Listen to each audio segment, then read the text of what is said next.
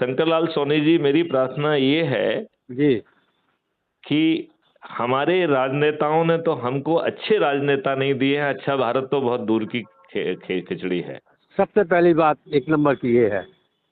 आप ये बताइए, ये राजनेता किस आधार पर अपने लोगों को चुनते हैं?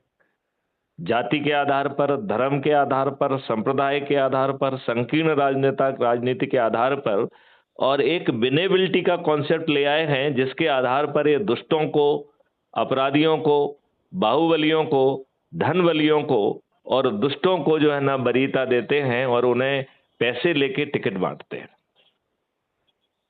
इस बात से आप बिल्कुल कहां तक सहमत हैं? 99% सहमत है सब। बहुत सही। और अब यहाँ तक है, अभी आपने इस बात के थोड़ा सा और जवाब दे रहे हैं। जी। लॉरेंस बिश्नोई का भी टिकट मांगने का आया था, जो गुजरात में बंद है, हम्म। उसके फेवर में लोग बाग कुछ